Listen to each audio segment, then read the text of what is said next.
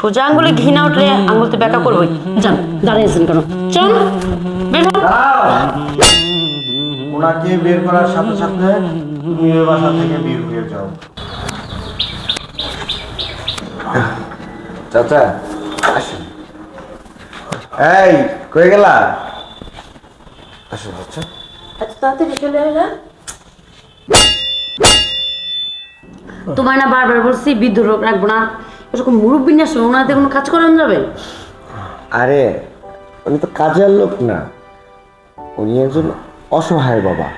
ওনার মেয়ে উচ্চ শিক্ষায় শিক্ষিত করার জন্য লেখাপড়া করাচ্ছিল ঢাকা, অথচ মেয়ের কোনো খোঁজ খবর পাচ্ছে না। তাই বললাম ওনার মেয়েকে যতদিন না পাবে ততদিন এখানে খাবে এবং থাকবে। তুমিও তো কেন কিছু টাকা দিয়ে ওনার বিদায় করে দিতে বাসায় নিয়ে আসতে হইব কেন? আহা, আসছে তাতে কি হয়েছে, থাক না।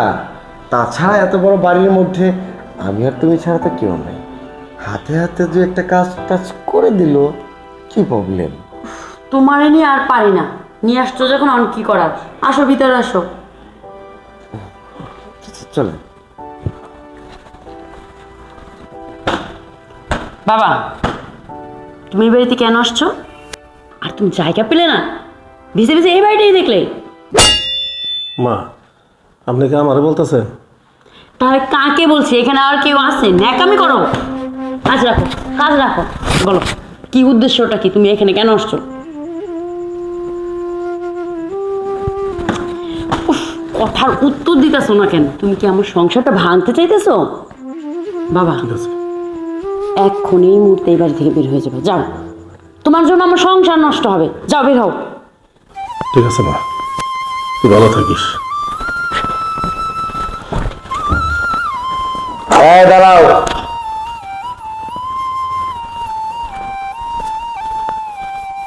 কি হয়েছে, ওনাকে বের করে দিচ্ছ কেন? আর বলো না, কোনো কাজই ঠিক মতো করতে পারে না, তার জন্য বলছে ওনাকে চলে যেতে। কাজ করতে পারে না ঠিক আছে, মুরব্বী মানুষ। আর তাছাড়া যে ওনাকে এই বাড়িতে থেকে কাজ করে খেতে হবে এরকম তো কোনো কথা নেই। তুমিই তো বললে হাতে যা আছে, হাতের বাইরে তো আর কাজ করতে পারো নাই, দুই একটা কাজ করতে পারে, দুই একটা কাজই তো ওনাকে দিই, তাই তো করতে পারে না। উনি শুধু খেতে পারে, কোনো কাজ করতে পারে না, তার জন্য ওনাকে আমি রাখবো না এই বাড়িতে। এই জন্য কি বের করে দিছো? হ্যাঁ। ঠিক আছে, তাহলে আবার বের করে দাও। কি হলো, দাঁড়ায় রয়েছেন কেন? যান আপনি। এইভাবে বের করে কেউ? গাড় ধাক্কা দিয়ে বের করে দাও। সোজা আঙ্গুলে ঘি না উঠলে আঙ্গুল তো ব্যাকা করবোই। যান, দাঁড়িয়েছেন কেন? চল বের হন। ওনাকে বের করার সাথে সাথে তুমি ওই বাসা থেকে বের হয়ে যাও। কি বলছো? আমি বের হয়ে যাবো মানে? হ্যাঁ, কোনো বিশ্বাসঘাতক বেঈমানের সাথে আমি সংসার করতে চাই না।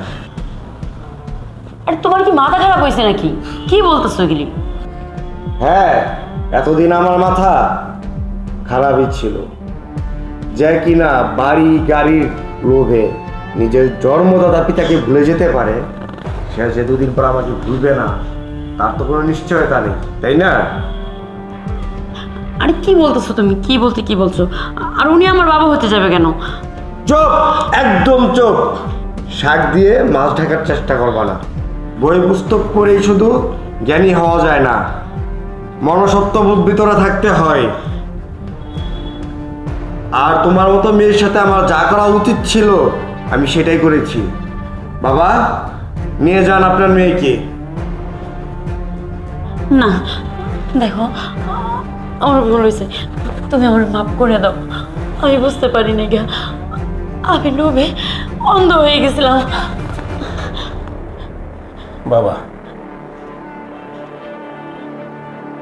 আসলে আমরা গ্রামের কৃষক তো, আমরা গ্রামের খেটে খাওয়া মানুষ। আমার আমার সবচাইতে বড় ভুল ছিল কি বাবা জানেন? সবচাইতে বড় ভুল ছিল যে আমি আমার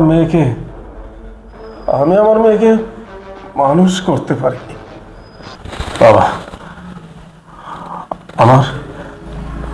আমার মেয়ের পক্ষ থেকে আমি তোমার কাছে ক্ষমা চাইতেছি বাবা। আমার মেয়েটাকে ক্ষমা করে দাও বাবা। আর আমি তোমাদের এই সংসারে কাটা হয়ে থাকতে চাই না বাবা। তাই তাই আমি চলে যাচ্ছি বাবা, আমি চলে যাচ্ছি। বাবা, বাবা তুমি আমায় মাফ করে দাও বাবা, আমি অনেক ভুল করছি, আমি বুঝতে পারিনি বাবা, তুমি আমায় মাফ করে দাও বাবা।